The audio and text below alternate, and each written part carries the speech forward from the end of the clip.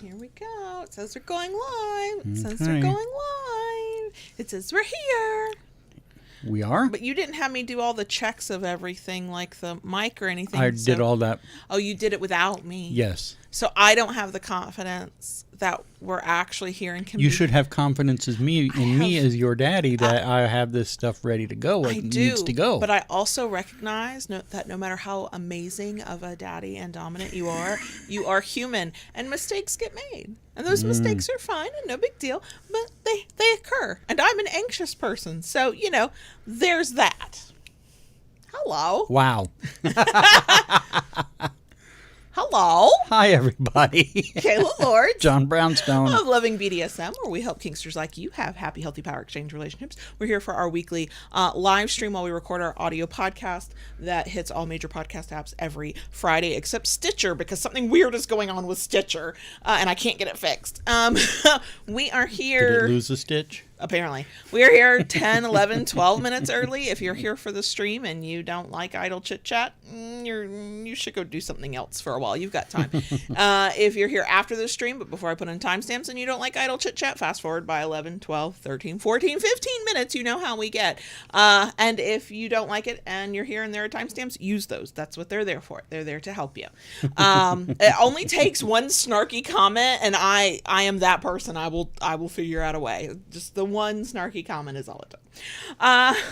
Hello, we're here, and I want to say a big hi to My and Blue is my love, because y'all had a fascinating conversation, and I love it. I like that when we can help facilitate community being created. That's cool. Hi, Blown Deuce. I'm scrolling. Hi, Candace. I'm missing something. I'll be right back. Hi, puppy. Your Whoopi? Yes. AKA his e-cig vape thing. We call it his Whoopi. He has many Whoopies. You like your comfort items? I do. You do. Is it because you're a Cancer? Do I not care about comfort items that much because I'm a Scorpio? But I like some comfort items because I'm anxious. You're one of my comfort items. But you can't hold on to me because I get hot flashes. You're right. And then you got to get the hell off of me. But as long, we're usually together. Oh, yeah. I'm uncomfortable when we're not together. Hi, Mr. Spock. Hi, Yarn and Whiskey. I feel like long time no see, unless you've been here under a different name or you've just had to be lurking for any reason. Either way. Hi, Silent Wing. Silent Wing, you were doing what I do. I'll watch, but I'm not joining in. I'll lurk even when there's nothing to really lurk on.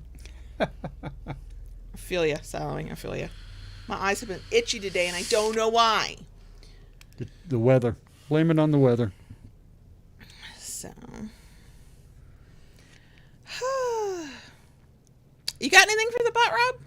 No, not much. I mean, I'm just moving along. We're preparing for another storm, possible storm. We're not really worried about it. I've just been going along. I'm not seeing the chiropractor anymore. My back is doing better. Mm-hmm. To the point you keep forgetting to put your I wear it when I'm working. I know, but I think you should wear it more often than that. That's just my opinion. Definitely wear it when I'm moving about and doing a lot of stuff. Mm-hmm. Got some insoles. I don't know what they're called. Inserts for my shoes. Yeah, to help because the physical therapist said do it with my posture. Got those fitted into my shoes. Do you notice a difference? I do. Okay. I do. And on the 18th, I have an appointment with an orthopedic. Mm-hmm. Because apparently my MRI was of such concern. Not more than an hour after I was done having the MRI. We'd barely gotten home. And the doctor was calling to set up a telemed appointment. Yep, for that day. So, yeah, have to wait and see what the ortho says about it. That'll be interesting. Yeah. We have other stuff that I'm definitely going to kind of complain about, cry about, but we'll wait. We'll save that for the bonus section. It's a lot for just this early part of the episode. So. Hi, Molly. Hi, Andre. I'm making sure I didn't miss anybody. If I did, I apologize. Hello. Blown Deuce says you need to try a menthol guava flavor. What are words? Menthol guava? Uh-huh. That does sound good. Does sound like something I would like. Yep. And I, assuming the storm does not cause places to close down, and it doesn't seem, the schools are closed for tomorrow, Thursday, mostly because of the high winds, and they don't like to have buses out on the road in high winds, which I appreciate, even though my children do not ride buses. But everything else seems to be kind of open. So I'm supposed to have a chiropractor appointment tomorrow, so I can walk in and go, hi, you've seen me here as the audience, and now I'm here as the main character. It's the Kayla show, and the right side of my body is not working right. Please help me. So Tag, you're it. Yeah, my turn. Hi, Mally. Hi, Tayshu. I think Yarn and Whiskey and Mally, it's been a little bit since they've been here. Yes. So good to see you both. Yes. What else? No, I mean, this other stuff, I'm saving that for the bonus section. Oh, okay. I'll have to be dramatic about it. About what we did this morning? Uh-huh. Yeah. Uh-huh. Yeah, okay. It was one of those situations where you think you can breathe financially, and then your car says, hold my beer. I have never not had that experience where I was like, oh, look, breathing room. And the car went, no, wait a minute. Every car I've ever owned has done it at least once. Yeah. Yeah. Hi, little miss. So, hi, Dorina. Did I say that right? I hope I said that right. If not, please correct me. Hi, Lady Blooding. OMG, I feel like I haven't seen you in the chat in forever either. It's a little bit like a reunion tour.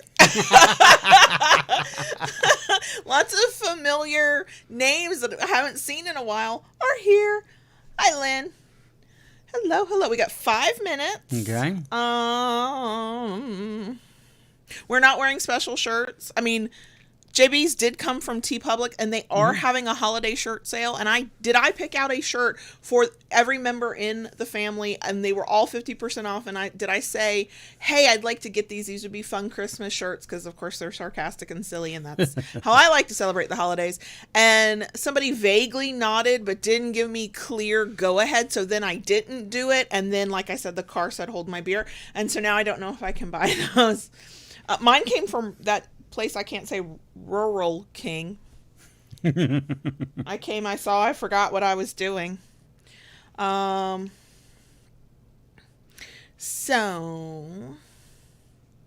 hi, JB. That still throws me off, because I'm like, you're JB, but that person is also JB.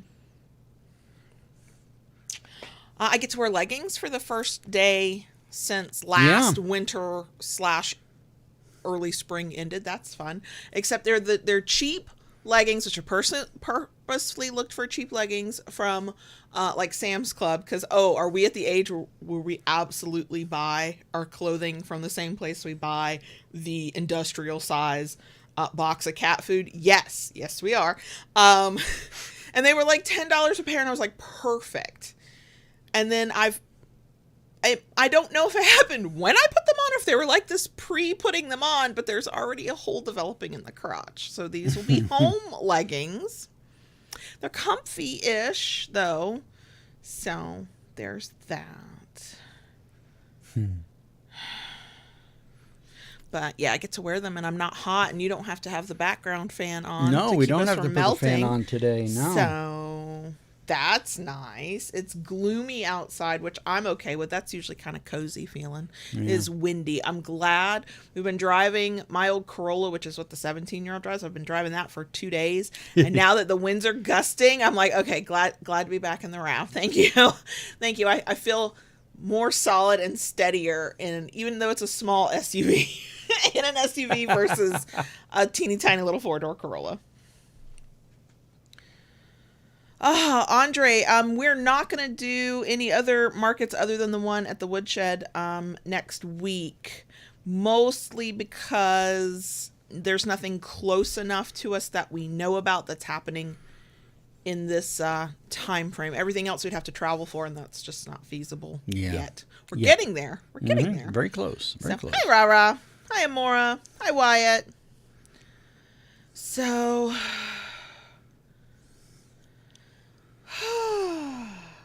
what else have we got going on? I don't know. I'm sure there's stuff. There's always stuff. There's always stuff. Or Yep. people like out here living life. There's always something going on. But yeah, the kids are going to be out of school tomorrow. The 17-year-old's already home because his day ends at 11 on certain days of the week. So he's already in gamer mode. Yeah. I was trying to talk to him to see kind of, got the car back because we got our car back and this, that, and the other. And he's like, And I was like, okay, I'm gonna let you enjoy your day and a half off. Have fun. And he went, I was like, okay. Yeah. I'm somebody's mother. That's how you know. I don't know, Mr. Spock. Maybe we do. I don't think we changed anything with the lighting or the camera setup. We might. Hi, Marianne. Hi, Eva. So, you haven't done a thing yet. Are you waiting for a specific time? Yeah. Okay. So, it's noon straight up. Hello, everybody. He's really late with that this time. Okay, it's noon straight up. So many people kept joining. I was waiting till, We're gonna get started. As I said before, there's no specific links to our shirts this week. We went with what we were already wearing, especially considering there's a lot of running around today. We have to go to Home Depot later as well to pick something up, and there's just a lot. It's a lot of home stuff going on. The topic for today, we are talking about toxic masculinity, specifically with kink and power exchange, but it permeates everything. We all know that. This is a huge topic. We will not cover everything. Some stuff that is probably very important to people might even get left out. That's why we can have these conversations again when there's some different angle to discuss, but we got to start somewhere. So yes, we know it's a big one. We're going to try not to be too chaotic about it. I'm trying to have my serious face on for it because it's so big. Leave it when I see it. We'll find out together.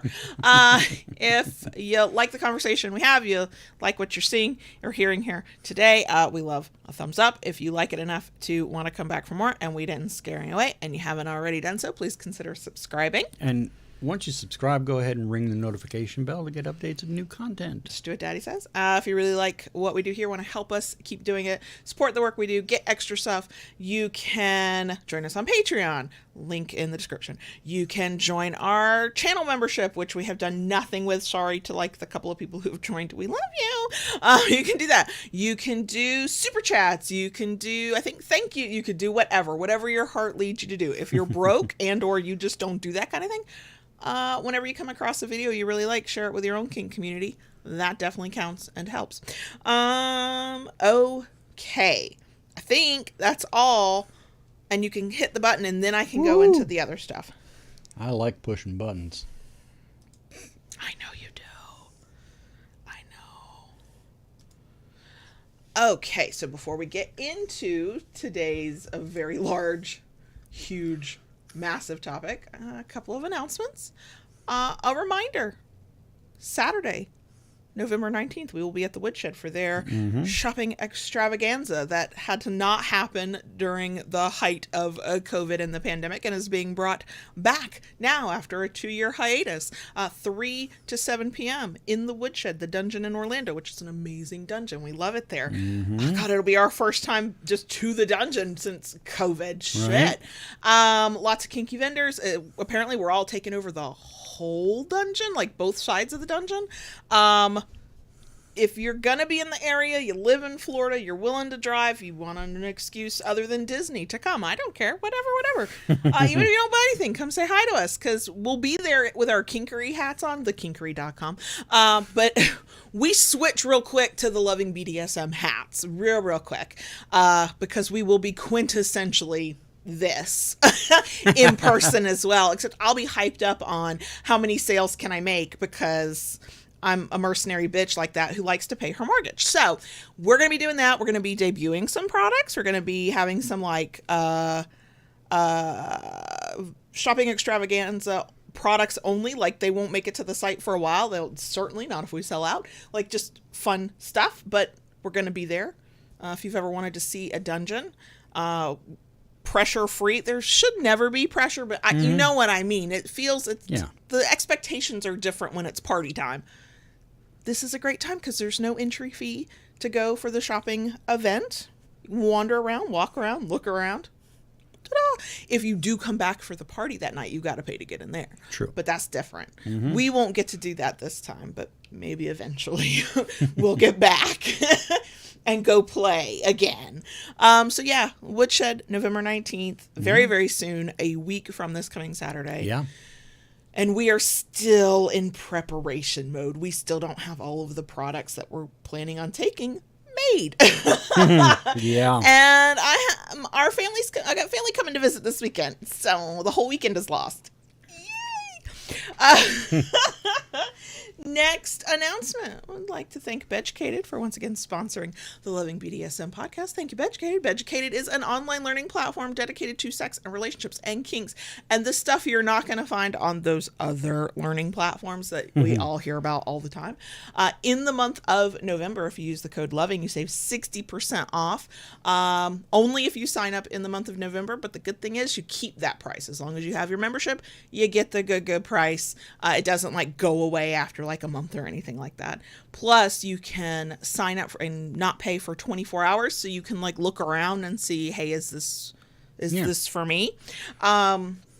We normally talk about the kink stuff, but I was thinking about our topic today and I was like, if we are all affected by toxic masculinity, everybody, even a person who's like JB, who's like, I have overcome what toxic masculinity tried to do to me. We're all still impacted by it. And I was like, there's a lot of learning and unlearning to do in that situation. So I went to see what is at Beducated that's not necessarily kink related, but certainly can put us all in touch with sides of ourselves that God knows society doesn't want us to be in touch with. And there are classes like sensual seduction, dating, relating, and mating, a whole like, oh shit, I'm in a relationship and I don't want to fuck this up kind of class. Learn to touch. And not just like, ooh, learn how to touch so your partner's like, yeah, baby, but like the softer side of like those soft skills that come in handy in relationships. And I was like, thank you, Beducated, for having a class for freaking everything. So if you're like, there's some things I could learn about sex, kinks, relationships, things I could get better at, and I'd like to be able to learn from the comfort of my own home and at my own pace, and without being overwhelmed, you should probably check out Beducated. And if you like what you see and you sign up, use the code LOVING in November 2022 to save 60%. Best deal they've got.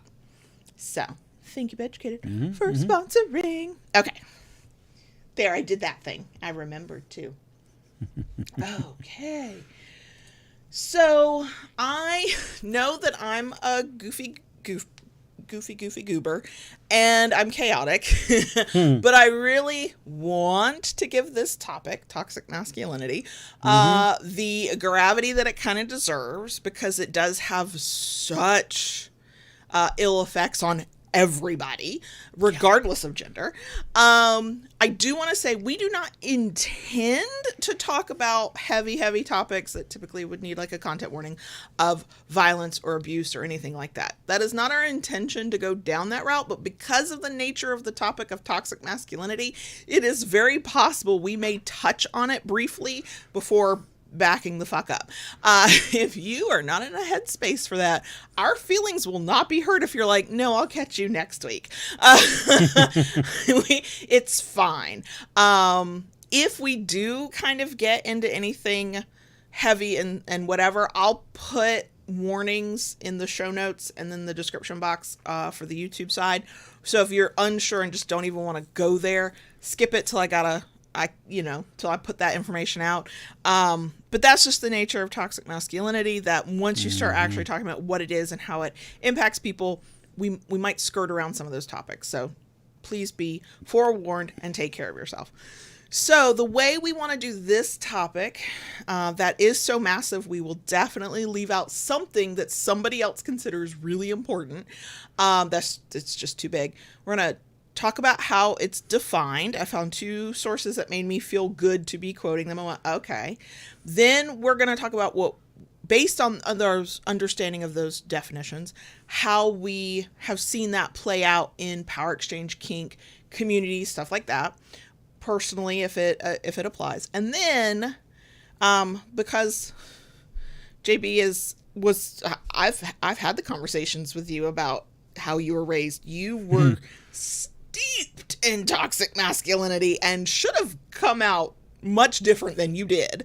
We're going to talk about your specific experiences as somebody assigned male at birth, socialized to be a man, and how you navigate that primarily through the lens of kink and power exchange.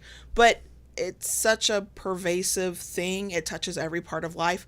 We'll definitely go outside of kink and power exchange as well. So, expectation management.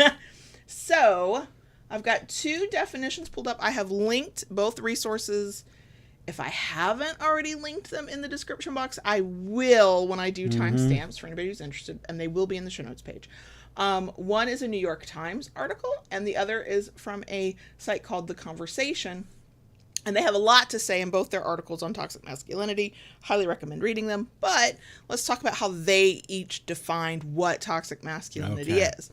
And the New York Times says it can also be known as traditional masculinity ideology. That's another way to put it. They say researchers have defined it in part as a set of behaviors and beliefs that include the following: suppressing emotions or masking distress, maintaining an appearance of hardness, violence as an indicator of power, think air quote, tough guy behavior. In other words, toxic masculinity is what can come of teaching boys that they can't express emotion openly, that they have to be tough all the time, that anything other than that makes them feminine or weak. And then they add, and we'll add too, no, it doesn't mean that all men are inherently toxic. And there's a whole conversation to be had on the fact that to be feminine is to be perceived as weak, and it is the unwanted thing that many boys and men and anybody socialized as a boy or a man is led to believe. Like, that's a whole separate conversation. So that's the New York Times. Then over on the other one called theconversation.com, it says the term toxic masculinity points to a particular version of masculinity that is unhealthy for the men and boys who conform to it and harmful for those around them. The phrase emphasizes the worst aspects of stereotypically masculine attributes. Toxic masculinity is represented by qualities such as violence, dominance, emotional illiteracy, sexual entitlement, and hostility to femininity. This version of masculinity is seen as toxic for 2 reasons. First, it's bad for women. It shapes sexist and patriarchal behaviors, including abusive or violent treatment of women. Toxic masculinity thus contributes to gender inequalities that disadvantage women and privilege men. Second, toxic masculinity is bad for men and boys themselves. Narrow stereotypical norms constrain men's physical and emotional health and their relations with women, other men, and children. And it is important to point out that a lot of people talk about toxic masculinity and the binary men and women, but regardless of your gender, we are all impacted by it, because if you were assigned male at birth and raised that way, you've had to face it, regardless of how you dealt with it later. And if you were assigned female at birth and raised as a girl, you've been on the receiving end of it. Or if you are just perceived as feminine, you're on the receiving end of it.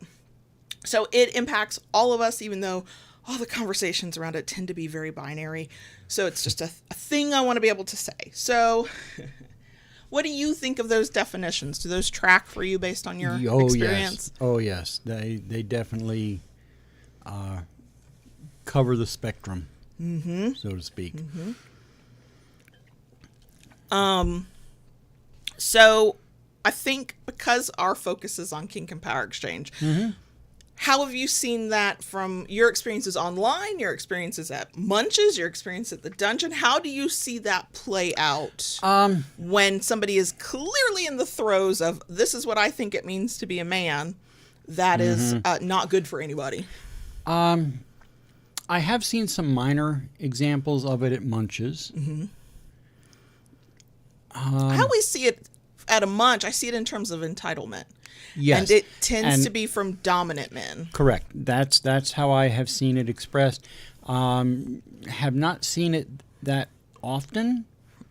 And when it does occur, normally the person exhibiting that behavior does not last long. They're usually a walking red flag from head to toe. I mean, I've seen it, and I think you should remember the experience when we were at the West Pasco month. Somebody was there, and they were sitting near someone who identified as a submissive, and they were basically just giving them orders.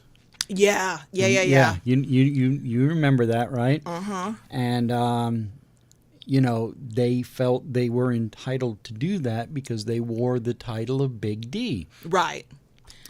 It did not go over well. No, it's always fun to see that not go out. and never saw that person back at another munch. I know, it's a little annoying though, because I can already hear the narrative they've crafted for themselves. Well, that community wasn't very welcoming. Right. Actually, you were an asshole and a douche canoe, and you just didn't like that.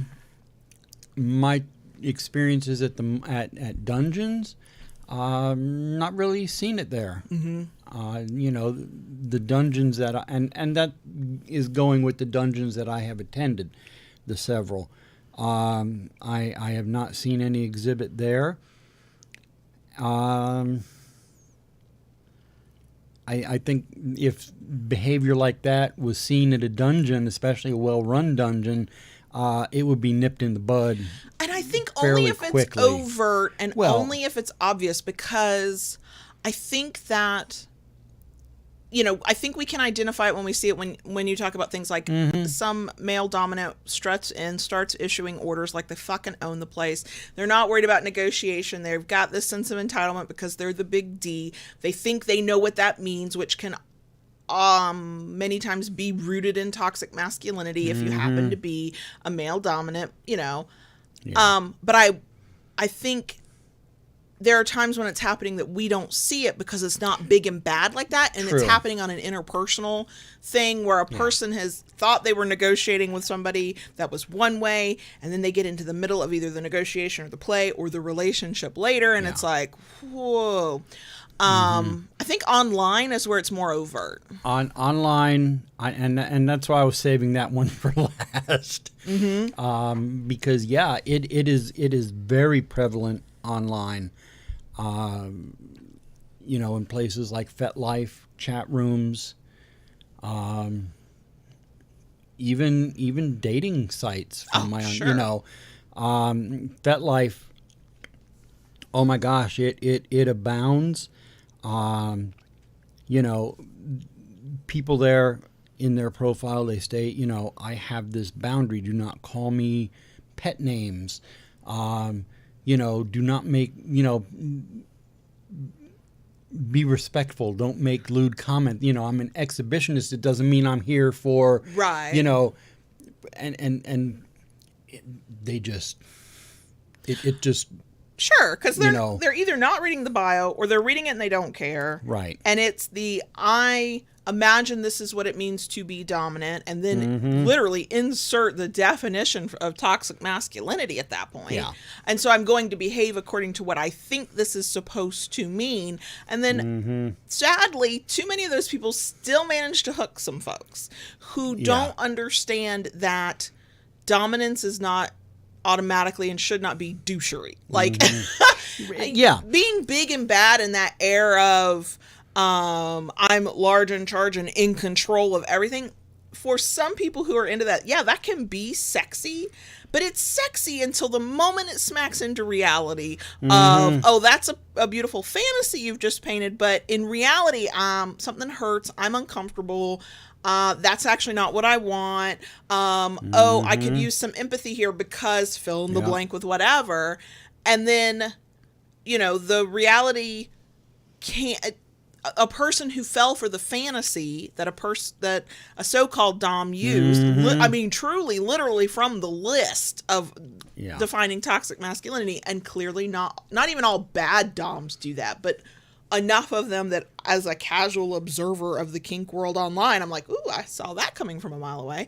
And then a person's left with, but they won't talk to me. They won't listen to me. They are not negotiating. They're not maintaining what we negotiated. And well, yeah, because in their mind, they think dominance means major asshole who can do whatever they want. And it's, it's scratching some sort of, wet dream fantasy they've always had about what it might mean to be a man. And that's the scary thing, because in BDSM, we play with the taboo. We play with the stuff that society says we're not supposed to. We play with power and control. And you get a person who has not done the work to examine themselves and why they feel the way they feel and how the way they were raised has affected them and what it means truly in an emotionally healthy way to be, in this case, a man. Right. And they're like, oh, I'm supposed to be tough. And look, in the world of BDSM, that's exactly what I'm supposed to be if I call myself a dominant, and I can do what I want, Yeah, and of course they cannot, but they sure as shit will try. And I ran across that recently in a group where the sub with this person and basically ignored her boundaries, broke trust, and then to top it off, basically was gaslighting them. Oh God, yeah, because that can't possibly be true. I didn't do that. I've seen this in and out of kink communities. None of this is inherent just to toxic masculinity in kink. It happens everywhere. But there is also a real man will overcome those boundaries. Will make her say yes, because of course it's almost always heteronormative, cis-normative, like it's all of the parts of the binary and the stuff that, air quote this, all straight people do. No, the fuck we don't. But it's steeped in that of what it means to be a real man. Yeah. That only ends up hurting people, sometimes physically, always emotionally. Emotionally, yeah. And it's the part of the scary, risky part of BDSM that I know it's made people go, this clearly isn't for me. Because in order to have like an open community where anybody can kind of find themselves and hopefully feed into at least some of their fantasies, you're gonna get the people who are like, oh, well, these vanilla relationships don't let me be the raging asshole that I think I'm supposed to be as a man. I mean, they don't have that level of emotional clarity for themselves, but I'm translating for them. And now I've got free reign. I can be as hardcore, air quote all these words, right? I can be as strong, when a sign of strength is not how cruel you can be non-consensually, or mean, or derogatory, or abusive, or pretending boundaries don't exist. Strength is actually being able to go, oh, what I really want can't happen because of list reasons. How can I still get what I need out of this? How can I honor the person who's with me? How can I take a step back and go, oh, I'm sorry, I was wrong. That's actual strength. Excuse me. And, while you were talking, it made me think of something. And I've said this before, and I'm going to say it again because I think it's important. There is a huge, huge difference between being a dominant and being domineering. Oh, God, yeah. And anybody can be domineering, but man, the ones who are like just swimming in their own toxic masculinity, and they've got these ideas of what, air quote this, real men do. Yeah. And then they're like, oh, but no, all these bitches don't want me. They don't get me. I'm looking for a real woman. And what they're looking for is somebody who will let them just walk all over them and doesn't have boundaries. And the sad, scary thing is they find those people. And then those of us, not just like you and I who have these really public conversations, but anybody just existing in the BDSM community is desperately trying to say to other people, hey, it's not really like this. Hey, you don't have to put up with this because this is not what submission was supposed to be for you. There's also the other side of it that we don't talk about much because it's out of our wheelhouse, and I'm not going to try and pretend that we can give a lot of insight. A lot of this is casual observation, and I think especially women who are dominants will recognize this maybe a little bit more than even you or I will understand. But there's also the flip. So if toxic masculinity turns these air quote doms into just abusive it doesn't turn them. They come in as air quote doms, and they're really abusive assholes because they think that, they're getting that fever dream. It also means that there are plenty of men who are actually submissive who don't know what to do with that. They either deny it themselves completely, they fight against it, they I wish I had more real world experience to say this is what that can look like. Yeah. But I think we would be remiss to not point out that the ones who want to call themselves dom and just be toxic masculinity personified, there are also the ones who deep down are probably quite submissive, but because of what they've been taught by family, church, society, blah, blah, blah, they're like, I'm not a real man. And then you've got the self-hatred, and what self-hatred can turn people into is just as terrifying as what entitlement can turn people into. Absolutely. Absolutely. Yeah. I mean, again, going back to seeing it online, many moons ago, when bulletin boards were prevalent on the early days of the internet, chat rooms, things like that. I've found myself in a number of BDSM spaces, and at that time I was kind of trying to figure out who I was and how I fit in the community. Sure. I knew I found this thing I liked, but I didn't know where I, and being in some of these chat rooms, I immediately was like, oh gosh, if this is how dominant people act, I'm not very dominant. Because they were coming across as arrogant and controlling, and my way or the highway, I get what I want. Yes. You will bend to my will. And some of that is sexy in a mutual consensual fantasy, but out in the wild, like just raw dogging that kind of shit, like no. And yet I know that there's some, hit the mic. There's some slice of humanity that's like, actually, yes, that's absolutely a turn on. Again, until fantasy and reality collide. Yeah. And I mean, even still, it has not happened so much of late, but, there was a while I had people reaching out to me, you're not dominant. And this kind of segues into the next section of this, and I'm happy to kind of cross those boundaries of your experience of toxic masculinity and dominance. You're not dominant. You don't act like a dominant. You don't, okay, I don't all the time. I don't act like the fantasy definition you have in your head of what you think a dominant man is supposed to be. Yeah. I mean, one, you are the one person I am dominant to. I have your consent. We have our relationship negotiated.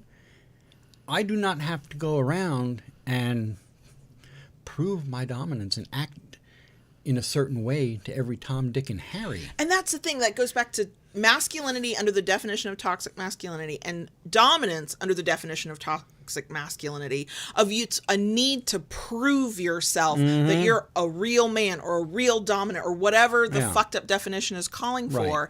And first of all, not feeling the need to prove that has got to be so freeing. I mean, I imagine if for people who've lived under it and are doing the work to step away from that and unlearn that, it probably feels weird at first.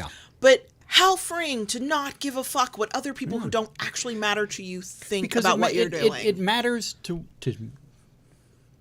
the two people sitting right here. Right. Okay. And, you know, and then I know we've talked about this, but this is another kind of aspect of this. I do not remember who was talking about this and where I heard the story, but there was a time in the BDSM community, if you were known as a dominant in that community and you wanted to switch because the shame was so bad, they used to travel to other cities to switch so that they would not be seen. Right, because submissive is code for feminine in that scenario, and both are seen as weak. And we know that submission is not automatically feminine, just like as we know dominance is not automatically masculine. Right. And it doesn't matter which side of the slash you are, both sides need some level of strength. It takes a strength to go, let me be exactly who I fully am. And we're not really touching on it in this conversation because I think that could easily take 2 hours to do. But it is further proof of you don't have to be a person swimming and steeped in the toxic masculinity and trying to define yourself by it and live up to those disgusting standards to be impacted by it. You can just be a person out here existing who's maybe done some of the work and is trying to be different and is seeing that there's value to a life lived outside of these definitions and these standards that most people really cannot in a healthy way meet, nor do they really want to. I think we all want to experience the full breadth of our humanity, and the problem with definitions like this is it cuts off minimum 50% of who you are in order to meet an impossible standard. So you could be doing the internal work and trying to like live your best life, but then you also still bump up against, but people will judge me. And so in that example, I guess I'm driving 2 hours one way to go be more fully myself in a way that's fulfilling. And that's just sad. And it is. That's it's still a negative, but it's like a lighter side of the negativity of what toxic masculinity does to the people who like bump into it every day. And you know, Solid Wing mentioned something that I have to touch on. You know, the fact that it is somewhat of a stereotype that a dom has to be cold. Oh yeah. You know, and unfeeling. And that to me too, you know, yes, you see that a lot in erotica and, you know, different things like that. Sure, the fantasy. The fantasy. And it sounds not, you know, kind of cool, but I think anyone who is a big D has to have some degree of empathy. How can you not? How can you not? If you don't have empathy, how can you quickly, easily stop when your submissive needs you to stop? How can you accept the fact that they have boundaries that you're not going to be allowed to cross? If you don't have empathy, how can you see your partner as a fully formed human with their own wants and needs that are deserving of care and attention, even if you are not the one who can provide for all of those wants and needs? Empathy is absolutely required. And yet, yes, by the definition of toxic masculinity, it's a weakness. And that's bullshit because it's a strength. Because the people who lack empathy tend to be the weakest motherfuckers I've ever come across. And I don't mean struggle with empathy because of neurodivergency. I mean literally like they're trying to reach this gross standard of what they think it means to be a man, and that means they have to cut off the emotional side of themselves. Full disclosure from a kink perspective, when I get 30 seconds in a scene of you appearing to be cold and unfeeling, that shit's hot. But it gets to be hot for me because I know, first of all, it's a role you're playing in that moment. I know that if anything goes wrong, that mask will come off in a nanosecond. I know that outside of this moment, you are not this guy, right? That's not who you are at your core. At your core, you're a warm, fuzzy, cuddly teddy bear of a human being more until like a you're a grumpy polar bear. You know, that you are in touch with your emotions, that you do not think that being humble, being emotional, being empathetic, being just fucking quiet, right, makes you less of a man. And this is where I would like to get into, because I'd like to get into your experience of how you've dealt with toxic masculinity, what, if anything, you've had to overcome or relearn or reteach yourself, like how you've navigated that. Because the reality is first of all, plenty of submissives who listen to us, follow us, watch us, whatever, are like, that's the kind of person I want, and sadly they're not coming across it. Or there's other things. It's always complicated and nuanced. And yet, as you mentioned earlier, we always have at least somebody somewhere who will watch your demeanor, see that you are not, you know, sucking up all the oxygen out of the room, being uncaring and unfeeling, doing all the talking, being the loudest motherfucker around, because clearly only your opinion would matter, kind of persona. And when you're not doing that, they're saying, oh, you're clearly not dominant. And they look at me, who does all the talking, and go, fuck that bossy bitch. But also, clearly she's not submissive. And we fight against these stereotypes all the time. But that one, where they look at you, both a man and a dominant, and go, well, you're lacking something. You're weak. You're not who I have decided that means you should be, because of the very traits that make me love you so fucking much. And that plenty of submissives across the gender spectrum and sexuality spectrum are like, that's the kind of dominant I want. So, because I know a bit about how you were raised, because your 80-something-year-old father still tries to shame you using toxic masculinity. Yeah. And the thing about that is, most, not all, hopefully now, especially as we're becoming slightly more enlightened, many men, and anybody assigned male at birth and socialized to be a man, who's gone through your kind of childhood, has had some similar experiences about what it means to be a man, what masculinity means. And none of us are to blame for how we were raised, or what was done to us. That's not our fault. That's not our responsibility. It's our thing to bear, but it's not like we didn't cause that. But there comes a point in life, usually around adulthood, it does become your responsibility to work through that, unlearn it, know better, and do better.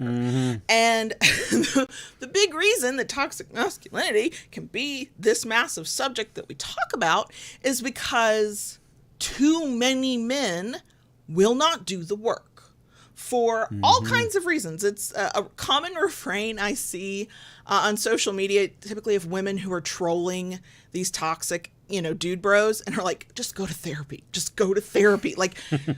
Just go to therapy. Like, that's the thing they say. It's not obviously going to fix everything, but it's sort of the shorthand for go work on yourself and leave the rest of us alone, right? And that is so common. And so you and other dominants that I know, that I admire, that are men that y'all do different things and you have different styles, but you have similar philosophies. Like, that's a lot to undo to get to where you're at, and it's proof that it can be done if you're willing to put in the work. And so that was a very long segue / intro into, JB, how the fuck have you done it? Keep doing it, especially when you were 60 some odd years old and your father will still try to shame you about what he thinks it means to be a man. I know. I almost came through the fucking phone the last time I heard that. And it's not even my conversation. So, knowing that's a big reason why we don't talk much anymore. Well, yeah. It was, I don't know how to,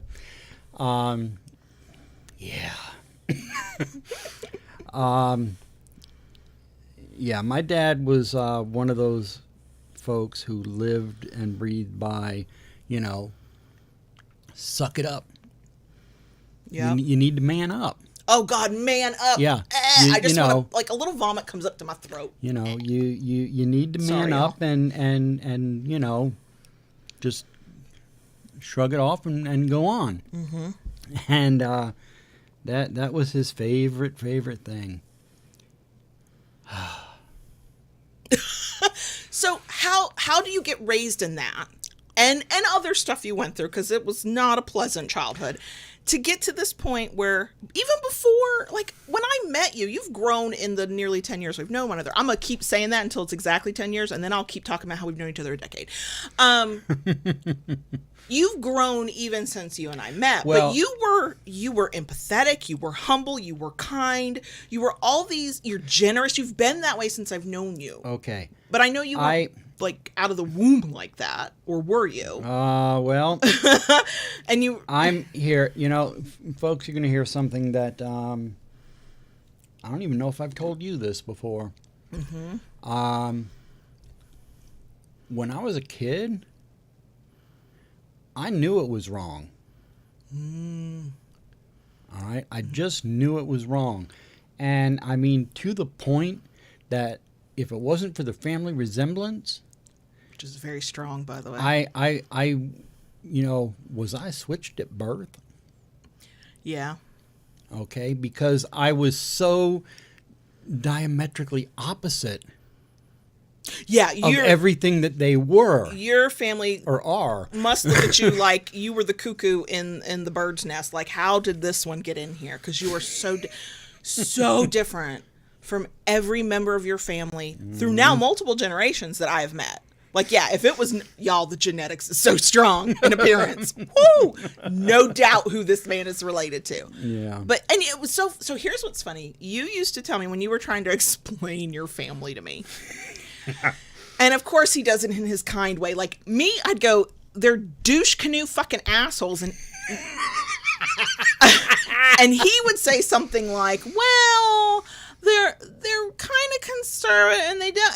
And he's trying to be all fucking polite because that's who he is, right? That's why we work. One of us needs to be the bitch. Anyway, you would reference yourself as the black sheep of the family. Now, here's what's funny about perception and stuff and our life experiences.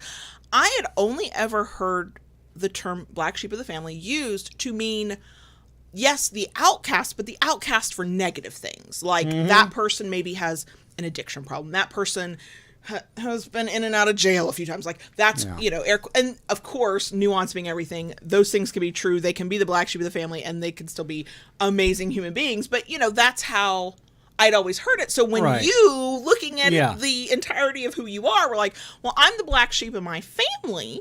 I was like, what? And then I met his family. I went, okay, I'm going to have to redefine what black sheep of the family means to me, because it, in my mind, based on what I have witnessed now and what you've told me over the years, yeah, that's an apt description, but also black sheep of the family ain't the bad thing that I always associated it with. It really is the I don't fit here. I don't know how I'm in this family. So you knew it was wrong from a young age. Right. So when you were leaning into your dominance, did some of those old stereotypes and old ways of teaching crop up for you?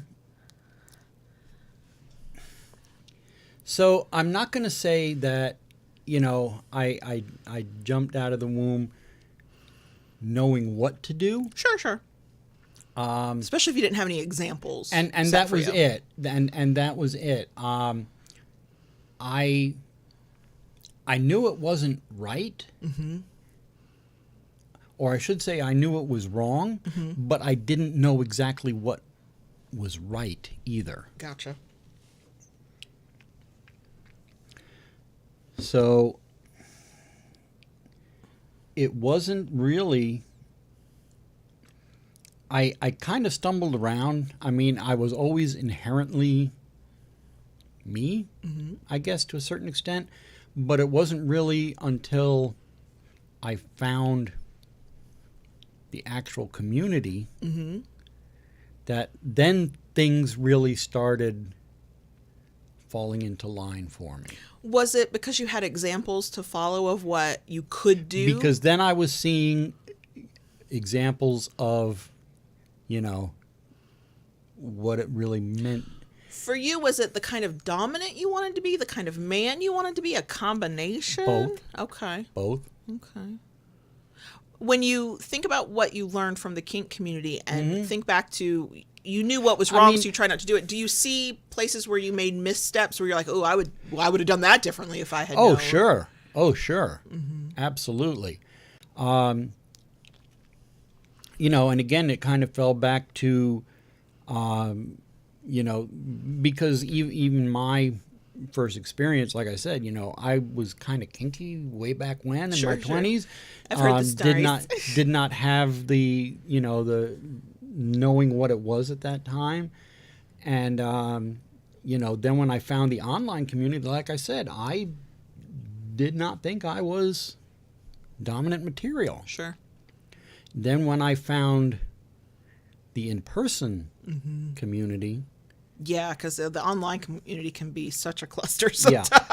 Yeah. It was when I found the real life community and started meeting people and talking to people, and I started going to workshops and going to the dungeon, and I was like, oh, there is a place here for me. I can be that. And the rest is kind of history. Yeah. And I mean, have I done everything perfectly? No, I've made some mistakes and sure, had to step back and okay, we need to recalculate here. And I think the biggest difference between the person just living their worst toxic masculine life and somebody who, like yourself, is that you're willing to go, ooh, no, that's not working, or ooh, that's wrong, or ooh, that's just not right. And step back and recalibrate. It goes back to the humbleness. You are not so all-knowing, all-powerful, got to be right every moment of the fucking day, have all the answers, which that sort of thinking is not always completely just toxic masculinity, but I think it comes from that. If you're like, I'm mostly an okay person, I'm doing my best, but also I have that. I'm not saying you're toxic, but in toxic masculinity, in toxic masculine dominance, that is the thing. You're supposed to always be right. Another thing, straight up, means. one thing my father was always, you're never going to be wrong. You do not. It's a weakness to be wrong. It's in toxic masculinity. You do not admit your mistakes. Which is so fucked up. That's how you fuck up relationships and people and your life and... Right. Lots of things. We all make mistakes, and if you cannot admit to, at the very least, to yourself that you have made a mistake, you are just going to barrel down a path that is not right for you, not right for others. You're going to hurt yourself. You're going to hurt others. Whereas if you stop and recalibrate and go, whoa, no, that was an error. Let's correct a little bit. And not even a lot sometimes, just the tiniest correction. And then look, there you are with a not completely shitty life. Maybe you have a relationship that gets to thrive. Maybe you have a kink, scene and community that you're like living your best dominant life, like whatever it might be. And I think the part of that was, I saw the outcome of my dad never being wrong. Oh my God. And I can only imagine what you've seen in all the years. I've seen just the outcome of some of the mistakes I've watched him make, that he refuses to. It's always somebody else's fault. Yes. And I'm like, you're living in some of the worst conditions, and not because you have to be. Right. But because the way to get out of that situation is to go, I done fucked up. Let's do something different. Let me take the advice of somebody else. Yeah. Let me not be... the one. And see, there's the thing, because with him never being wrong. Air quote that. Oh, yeah. Right. I saw how he lost the respect of so many people. And whereas, and I'm not saying this should be the reason for it, but you admit you're wrong and you made a mistake, people tend to respect you a little more. It's a showing of some sort of internal strength to be able to go, I was wrong. I apologize. Let me correct it, whatever it is.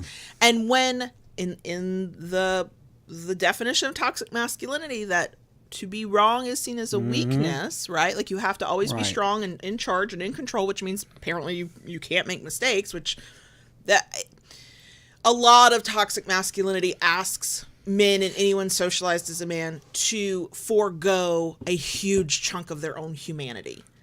And when you can't admit your mistakes and you think you always have to be right and the whole world gets to watch you dig yourself deeper and deeper into a hole, you ironically only look weaker. Like you think you're projecting strength and actually you look like a weak fucker who can't do the hard thing. You know, we talk about all the time, say the hard thing, have the hard conversation. Right. The hard thing sometimes is to go, oh, I fucked up and I was so wrong and I need to correct my behavior. I need to try and fix the situation or I need to apologize. And it's so weird to me that can be, it's not for everybody, but that can be such a difficult thing for people to do. And yet that really difficult thing for people to do that many people will do anything in their power to avoid is somehow seen as weak. Well, if it was weak, it wouldn't be so fucking hard, would it? Right. To do the right thing, to care about others, to express some level of empathy can be, especially depending on how you were raised and what your examples in life were, can be extremely difficult. Well, if you do the fucking hard thing, then you're a strong motherfucker. You did what 80% of the fucking population can't do? I know. I mean, I'm making that number up. I don't know, but it sure as shit feels like a lot of people can't do the hard thing, can't have the hard conversation, can't say the hard thing, can't admit their own failures and failings and faults, you know? Right. And yet, to barrel through fucking up your whole life is to call yourself strong and to do the thing that is so difficult that some people's whole minds will shut down over it to avoid thinking about it. Yeah. But that's the weakness. I'll never fucking understand it. And I say that as somebody who, weirdly, ironically, my dad was steeped in toxic masculinity. He would be, if he were alive, he'd be about the age of your father. He had very firm ideas of what, air quote this, real men did. And yet, with his baby girl, and I was his youngest child, I have a half sister that I've never even met, whatever, that's a long family drama story. He never wanted me to take shit from a man. He wanted me to be independent. He wanted me to be in charge of my whole life. Now, he still had very, very clear, outdated, old-fashioned ideas of what women did. But for all that he absolutely thought showing his emotions. Also, and I've seen this said online a lot, and I'm like, yeah, that's right. Only men, and especially steeped in toxic masculinity, could say that women are the emotional ones because they've redefined anger as not an emotion, right? Yeah. So my dad didn't think he should show emotions, except he was always angry, and that there were things he was supposed to do, and that when he didn't do those things, he was weak, and it was awful, and I cannot imagine how fucking miserable parts of his life were, just to be walking around thinking that. And yet the way he wanted to raise me was take no shit. Start no shit, take no shit, is what he said. Be independent. You don't need a fucking man, blah, blah, blah, blah, right? And then he died way too early for me to figure out how he would have adapted to the 21st century. I have no idea. I don't know. I'd like to think he'd be the cool grandpa, but no promises. And so, you know, again, like in my case, I didn't have the language for it. I saw what toxic masculinity did, but I was raised differently. So like my brain kind of can't wrap around like, why do you think that way? Especially, and I get it. It's an unseeing denial, because it's like from the outside looking in, I'm like, your life is a shit show right now because of the choices you've been making. But if you can't admit that you're making those choices because maybe something went off the rails for you at some point, then you can never fix it. So I can't understand the mindset, but I do understand denial because it's so fucking powerful for people. Now, I want to say, because while I am happy to put you up on a pedestal and proclaim you the best daddy dom that ever walked this earth, I can say that toxic masculinity is never like an issue we have to deal with, but there are some last vestiges of it for you that you clearly work on, and they're funny because I know that it's not coming from a gross toxic place. It's just stuff that feels normal to you that because of the nature of our relationship, I sometimes have to go, what are you doing? So there are some things we've negotiated that for some people would be part of toxic masculinity, like, what's the word I wanted? I was thinking of it earlier. Chivalry. You open doors for me. You walk on the safe side for me. Like, we have things that we do that we've incorporated into our power exchange willingly. We negotiated them. Right. You said, this is what I want. And I went, I am willing to do that.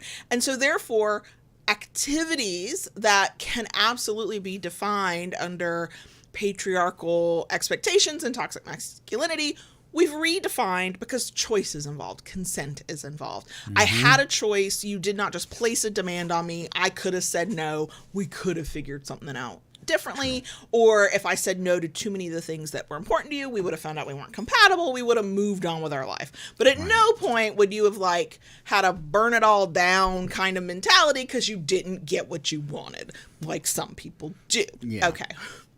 So I can see where there could be, I understand why people from the outside who have no concept of either an individual power exchange relationship or BDSM and power exchange in general can look at some of what we do when it's in a heteronormative way, right? And go, well, that's just toxic masculinity with, you know, some fancy toys and, you know, with a bow on it or whatever. And that's a gross misunderstanding of how it all works. And we all know that.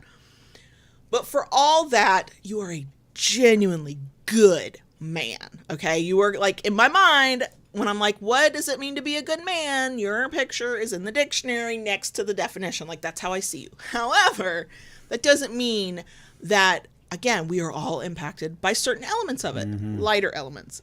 I'm getting there. I know it's a long, is it a non sequitur? I don't remember. Anyway. Wind up. Thank you. You do one thing, and it actually comes from a place of caring, so I don't ever get mad about it, but I do give you shit for it. You don't do it all the time, but you do it. You, my friend, are a mansplainer. Yeah. I mean, this man will sometimes, with a dead-ass serious face, explain to me the equivalent of how to put a key in a lock and unlock the front door. Like, not that exact conversation, but something as simple and basic as he's watching me do it, he will also give me instructions. And just because I'm submissive don't mean I've lost all my opinions or my sense of humor. Now, when I realize it's happening, I swing around and I go, excuse me? Yeah, what are you doing? I do. And I do try to work on that. You do. And sometimes some of that is just me giving you shit too. I know there is also that. The thing is, and the reason I don't, like, if you did it all the time, I would quickly be annoyed by it. It would be too much. And what are we doing here? But it tends to come on the heels of, you've been kind of in teaching mode. You were teaching me how to do something. Yeah. And you needed to explain yourself. And then it's never like right back to back. It's like the same day, a day later, something else is coming up. And somehow you've assumed I don't know how to do it while I'm actively doing it, y'all. And you go right back into explainer mode. And I rarely get angry because I know where it's coming from. It is not coming from a toxic place of, you think I'm too stupid to know this thing, so therefore you, the big, strong, strapping man, need to step in and save me from myself and prove how smart you are. I know it doesn't come from that, but it is like a vestige of that kind of thinking of, well, you know a thing, I probably don't. You should tell me, not wait for me to ask, not, right? And a couple of times I think it's been a couple of years, we were going through like a weird disconnect period, and you did get on a roll, and like 3 times in a row, mansplained something to me. And I went, by the 3rd time I was done, I went, what are you doing? Do you think I'm stupid? And what I love about you, to your credit, the moment I pointed out to you, you were horrified, like, because at first, you did it the first time I said something, you're like, no, I didn't. I'm like, denial is so powerful. The second time, we were kind of fussing at one another and you didn't want to hear me, but by the 3rd time, now I had 3 examples and you were like, oh, shit. Yeah. Oh, shit. And I say this to say, you can do all the internal work you want. Some shit's just going to come up. And it's not always about the thing you do that can be bothersome or offensive or not great, like it's not a good look. It's about how you handle it when somebody says something. Like, ideally you wouldn't do it at all, sure, but I point it out and you go, oh shit, yeah, I'm sorry. And then I'll go months and months and you won't do it, which is why it's so noticeable when you do it. Like, I'm sure somebody who's actually objective might watch our behavior and go, oh, I see a couple other things, whatever, I don't care. I noticed that one because it's my own personal, like, pet peeve. Like, if I ask you to tell me something or I'm confused, if I say I don't know, I want to hear tell me everything because I'm trying to learn. But until I ask, I hate that assumption I don't know. It's right up there for me with unsolicited advice. I hate unsolicited advice. When I solicit it, give it to me. When I don't, shut up. Okay, I don't want it. It's just a pet peeve. So for me, when you're literally telling me something that I'm actively doing, and it is rare, but it's one of those, like, long-term relationship things. We each have things that annoy the other person, and we're just probably always going to do them because now it's hardwired into our personality. But it's not dangerous. It's not toxic. It's not going to kill the relationship. It will give me a good joke later to share. But again, I go back to, it's not that you do it, it's how you handle it. Yeah. You know, so if somebody out there is like, oh shit, I kind of recognize myself and how I want to work on it, I want to get better. I say that sort of to go, there might always be some little things you just do because they're so kind of ingrained in you, their habit. You think you're helping, right? Mm-hmm. And it's not the fact that you do them that is necessarily the bad thing. It's how you handle it. It goes back to being so stubborn that you can't admit your own mistakes. If something feels difficult to do, have the hard conversation, right? Share your feelings. Admit you have feelings, because in toxic masculinity, that's one of the things I tease you about, but I love about you. You cry more than I do. Yes. You're like, I have emotions, damn it, and I am very in touch with them. And if you can't handle that, you can get the fuck out of here. And I like that about you too.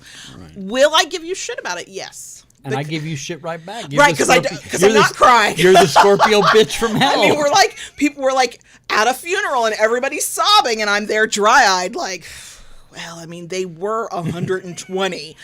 I'm sure they're probably happy that, you know, they're not crusting away in a hospital bed anymore. Like, I mean, that's the stuff that I'm right.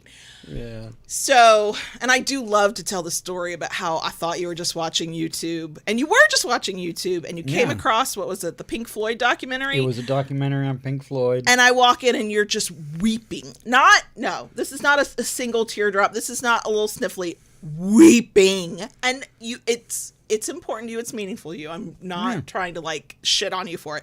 It's still my first reaction. This is where toxic masculinity gets me sometimes, because I know who raised me and I know how he was. Mm-hmm. I'm like, what the fuck are you crying about?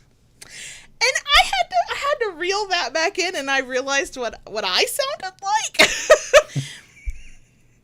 like. But before I interrupted myself, difficult things that are about your humanity, tears, mistakes, whatever, that's a sign that that's not to lean into those things and do and admit those things or act upon those things. That's the strength, not to deny a full part of who you are as a human being and barrel on like bull in a fucking china shop, just breaking everything, but going, but I'm a man. Like, what the fuck? I just got no fucking patience for it.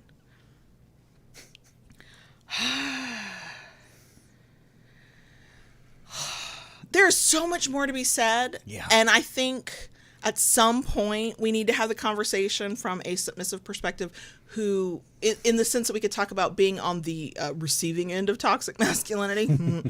I think I'll give us some time, because this is a big one and it's kind of a heavy one. Because even if you do not use the term toxic masculinity, but you recognize that type of person, most of us have been impacted negatively by that type of person. Yeah. And if you are like, I have never been impacted negatively, and also you were raised as a man, I would like you to go maybe double check yourself. Like, it could be you were just really fortunate that you never come across that kind of behavior, but maybe it's you as well. I don't know.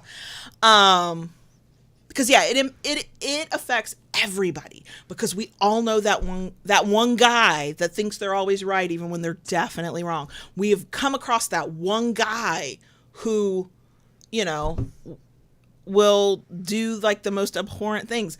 If you are online as a kinkster at all, you have seen the behavior, you know, and if hopefully you've been repulsed by some of it. So we've all, and then if you're like a guy who's just trying to like exist out there and do the best you can and unlearn whatever you might have learned about toxic masculinity, any of that kind of stuff, and then you meet a submissive who may have trust issues because of their encounters with men, you are being impacted by that, because you literally have to like do the work to go, that ain't me, you know, I'm different, I'm trying to be better than that kind of thing.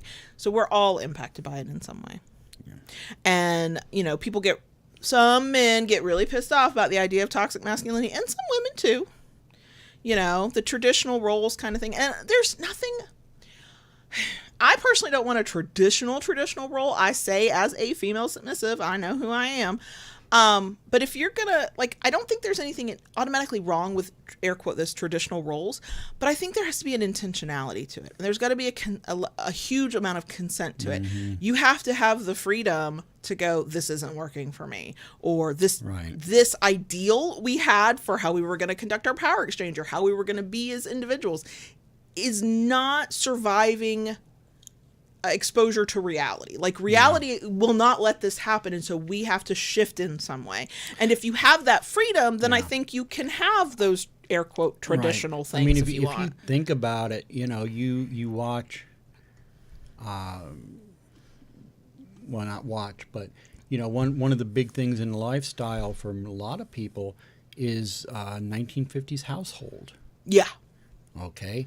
And you know, you look at it. You look at a 1950s household from today's lens, you know, the toxic masculinity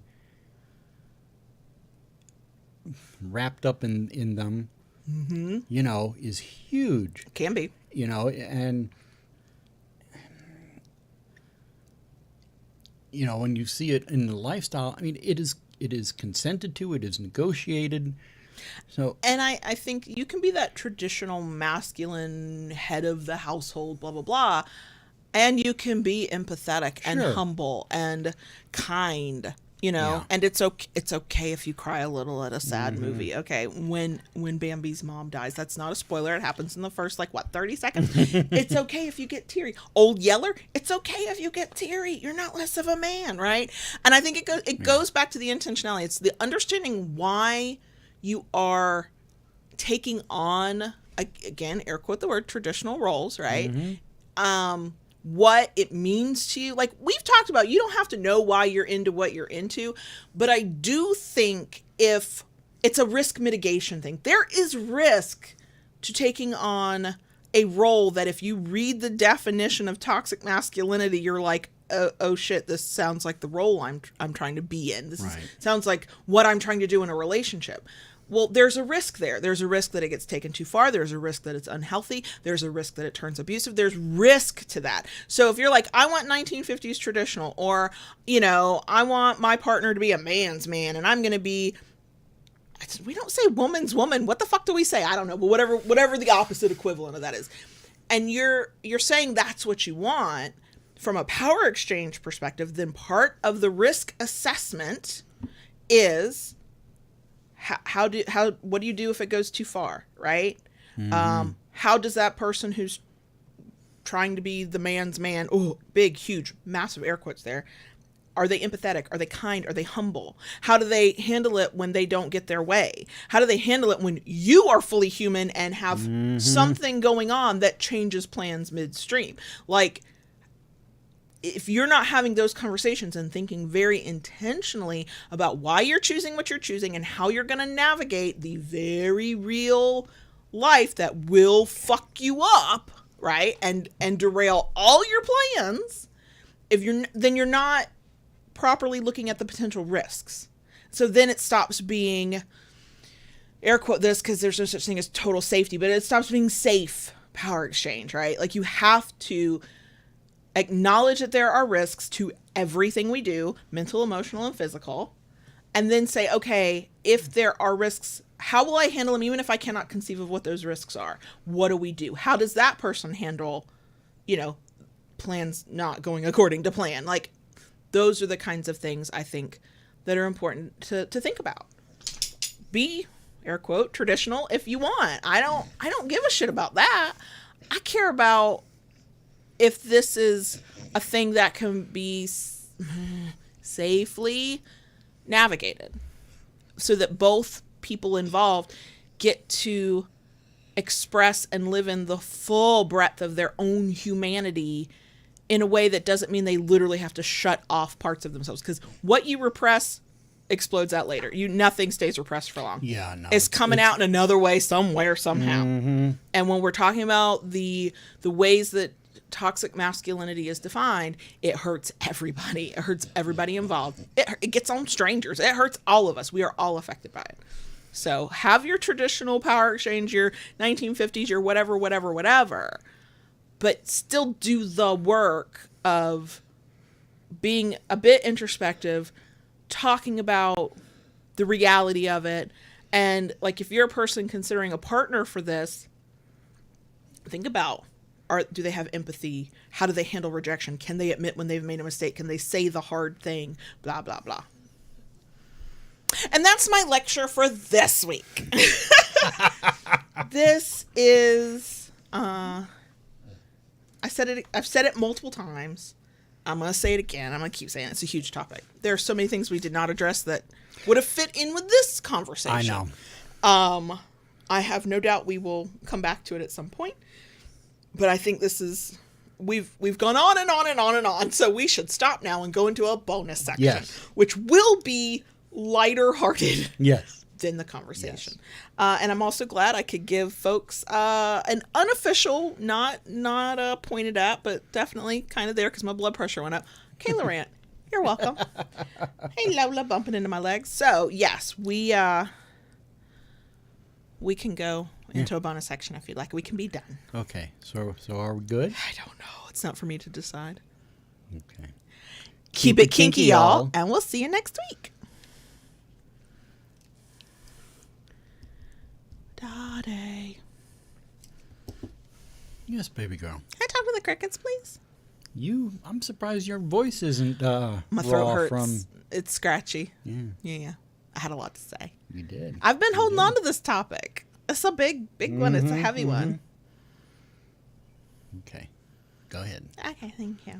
Let me see if she wants to So sometimes I see a lot of us, you and me, JB, in X and Silent Wing. Because in the live chat, X said, if there's an emotional scene in a movie, there are tears flowing from my eyes guaranteed. Mm-hmm. And I thought, yes, that's JB. Yep. And the very next post in the live chat was Silent Wing with a rolling their eyes emoji. Mm-hmm. And I thought, yes, that's me.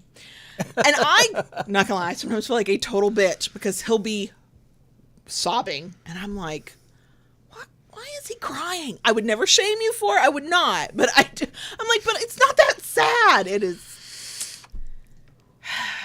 I don't know.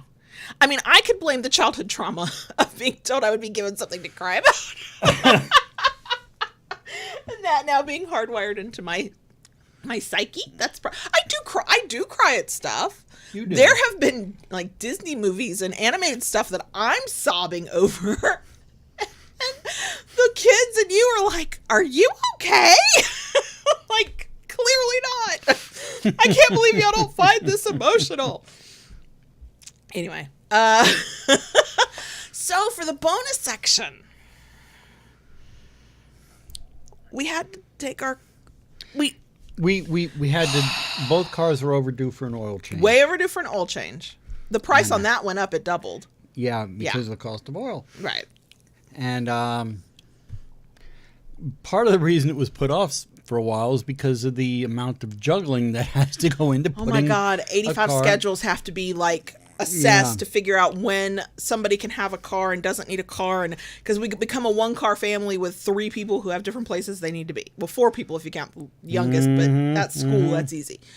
So we get the car in for the oil change, and we knew with the car you drive, the RAV4, his car, I drive right now, whatever. Yeah. We knew it needed brakes because we'd already talked to our auto repair person the last time at the last oil change. He said last oil change that, by the time the next oil change rolls around, going to need brakes. So we knew that. And then in that same conversation had been like, you're going to want to watch your tires here. They're looking a little iffy. And we've had the tires on the RAV4 several years now. So we're like, okay, it's about due.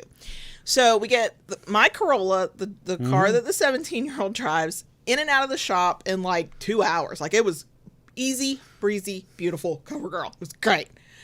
Then we had an appointment to drop the RAV off the next day at 2 p.m. Yeah. I'm trying to drive around to go pick up. I was going to go pick up the Corolla. I was going to have the 17-year-old with me, and he was going to drive the car, and I was going to drive the RAV. And we were going to, like, go on our merry way. And I'm driving to go pick him up from school, and the RAV starts making a noise. And I am that person who cannot explain what the noises where the noises come from. I'll just, like, mimic the sound for you because I don't know. So I call JB, and I'm like, I'm afraid to drive around too much. I want to come home. I want you to listen to this because I don't know what I'm hearing.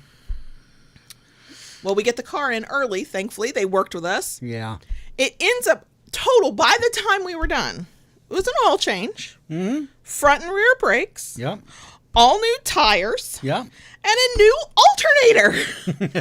$2,000 later, 2.5 days later, we had our car back. Yep.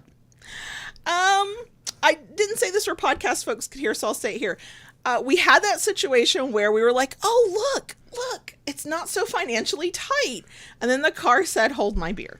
I swear to you, I've never had a vehicle where that didn't happen at least once in the lifetime of owning that vehicle. Every time I'm like, oh, look, we could fill in the blank with what we thought we were going to do. No, we just bought the new guts of a car. But it's a paid for car. True. And the alternator, we've got 160,000 miles on the RAV. Yes. The alternator had never been replaced before. We replaced the brakes regularly. It was just time. We replaced the tires regularly. It was just time. It all happened at once. It's still ultimately, for right now, knock on wood, cheaper than owning a new car and having a car payment. And we don't have a car payment. But it was like, okay, I'm going to need to take a deep breath before I look at this receipt. Because they were quoting us prices individually. So first we knew how much the oil change was. And I actually don't think we got a price on the brakes. We just know we always go there to them, so we weren't worried about it. We were like, okay, that'll be a bit, but we're expecting that. But then they're like, oh, the alternator's going to be blah, blah, blah. And then they were like, the tires are going to be blah, blah, blah. Yeah. Well, I suspected about the tires prior to this, which was another reason why I was putting off getting the car in. When she came home with the car, when I told her to bring it home, I wanted to hear the noise. Yeah, the noise was very prevalent. I thought it might have been the drive belt. Which probably would have been a cheaper fix. A little cheaper, but probably not much. But yeah, it turned out to be the alternator, it was the bearings going bad. So if we had waited, it would have gotten worse. Oh, probably. Worse and worse until the alternator stopped working. And then that would have in turn killed the battery because the alternator wouldn't be charging the battery and the car would have been running off the battery. Gotcha. Yada, yada, yada. Yeah, I would have just become... Big snowball-y kind of thing. It was just like, oh my God. Yeah, I know. The car runs better. I haven't even gotten to drive it yet. JB drove. That's now what, the fourth time? Yeah, leg's still a little weak. Yeah. Right leg is... I was telling at our Patreon Q&A, we do once a month. If you want to join us on Patreon, blah, blah, blah, links in the places. But we were given an update from your Friday MRI. I think we mentioned it in last week's bonus section. And we were talking about we'd been band parents over the weekend and marching band competition, blah, blah, blah. And that leg is so weak. When very rude people blocked the stadium seating that you needed to get to, you were hands and feet crawling up the stadium steps, and by that second step I was not sure you were making it up because I could see your leg just giving out. You did not have the strength in your right leg. So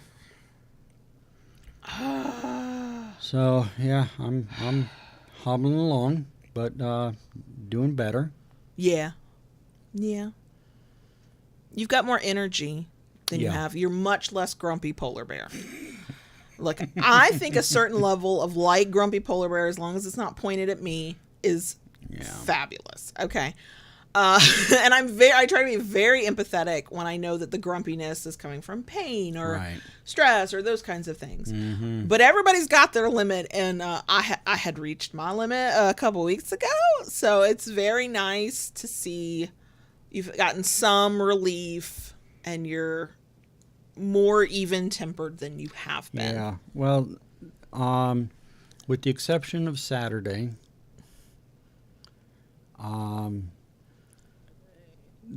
the pain has not been as bad. Yeah.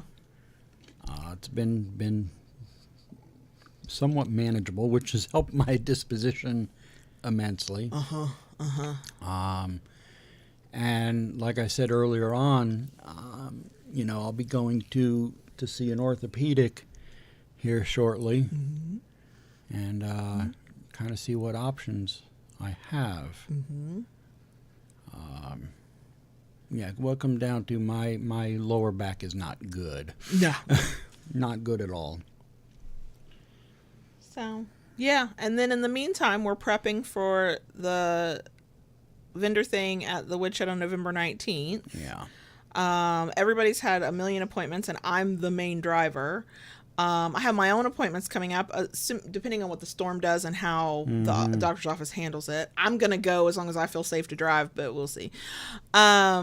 It's just a lot. Like, I'm behind on Loving BDSM emails and DMs. I'm behind on comments. We're replying to comments. I'm behind on working on Loving BDSM projects that I started before your back went out. And we're also behind on prepping for the market on November 19th. I have, of the 200 of one product, that's still kind of a little bit of a surprise. Of the 200 of one product I wanted to have made and ready and blah, blah, blah by next week, I've only made 50 of them, so that's delightful. Of the other product that we wanted to debut at that show, we have all of the pieces. None of them are ready to be assembled together. Yeah. I know.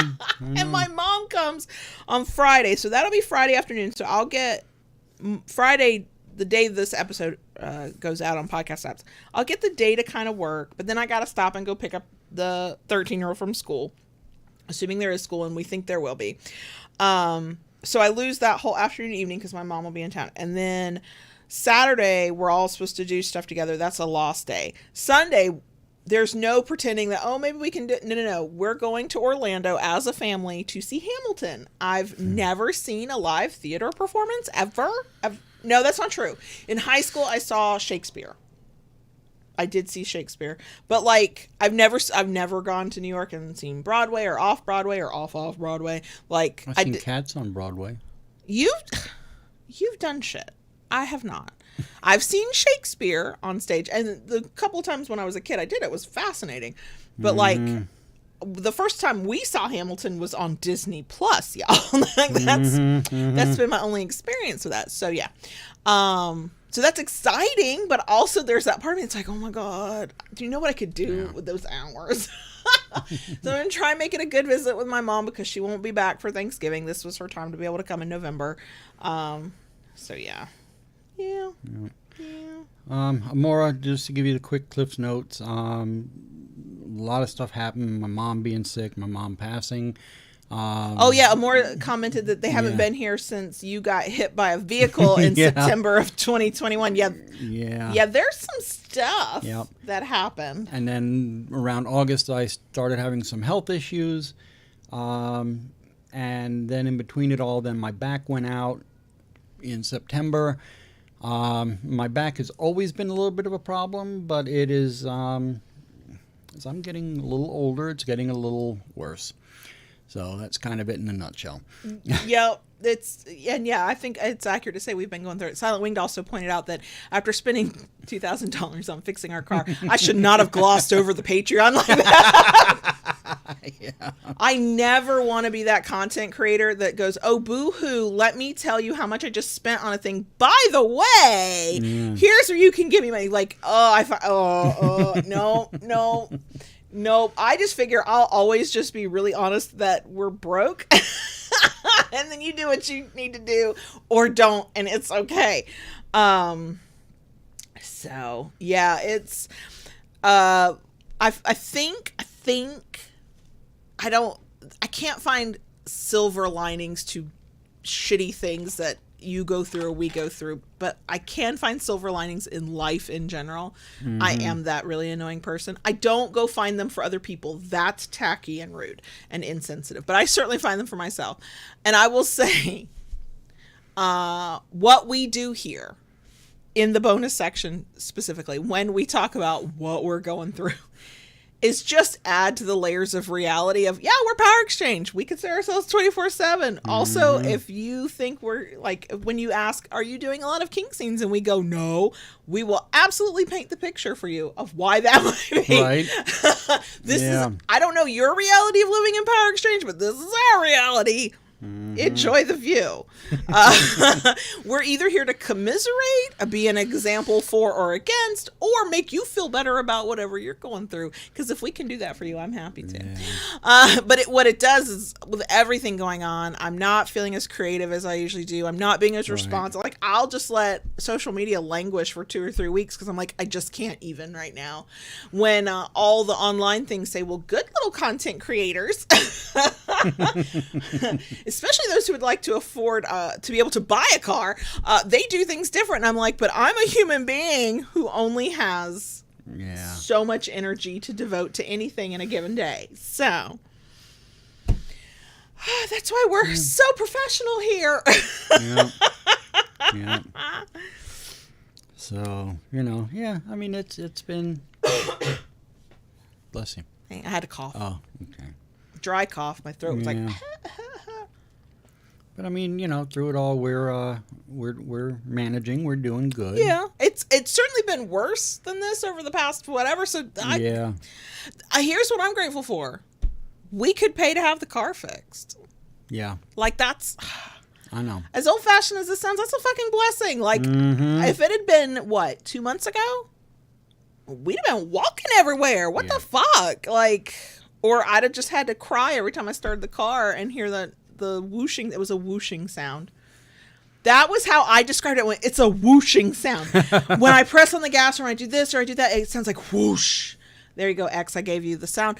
And JB listened to it and he described it to the person at the car place and went, it's a whine. And the guy knew exactly what he meant. And I was like, no, that's a whoosh. But okay, if the official technical term is a whine, I would not have walked in there and gone, there's a whine when I turn on the car, blah, blah. I'd have gone, it's making this sound, whoosh. And that's why I'm not in charge of this stuff, okay? Oh, boy. Yeah. Yeah. So, yeah. That's our life, y'all. On the one hand, we're overcoming toxic masculinity every fucking day. And on the other, we're just trying not to drive our car like we're the Flintstones. Like, that's really what we're trying to do.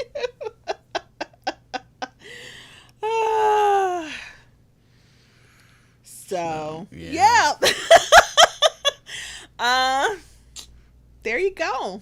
There you go. It's if you're new here, let me just state the obvious. It's not all kinky all the time. When was it? I haven't even still gotten my birthday spanking, and my birthday was, I know, 2 weeks, a week and a half ago. Yeah. What's today's day? It was 11 days ago. And we could have, if we had thought about it, maybe gotten it in this morning before the 17-year-old got home. I know. We got a gift card, a restaurant gift card for our anniversary from my mom, and we still haven't gone on our wedding anniversary date. Yeah, I know. Date.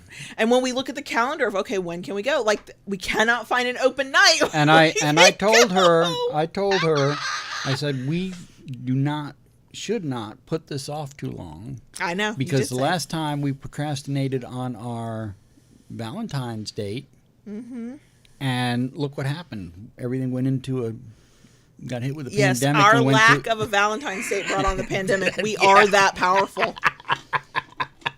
We are. So what, if we had finally just gone on a date night, we could have ended it all?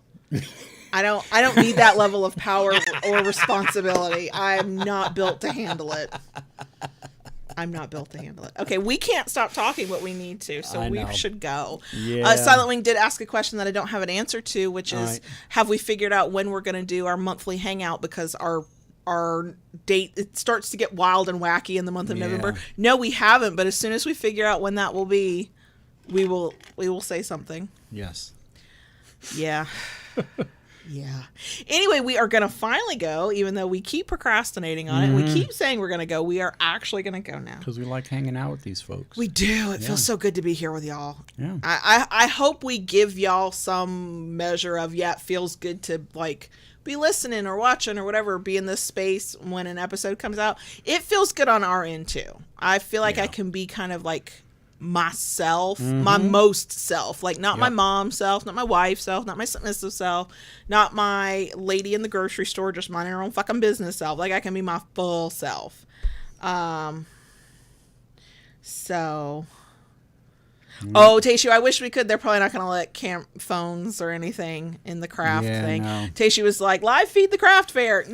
Probably not. But I will take a lot of pictures of us. Yeah. Okay, we're going to go. For real, for real.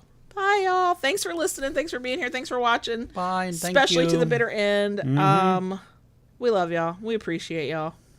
Okay, we're going to go now. Bye. Bye.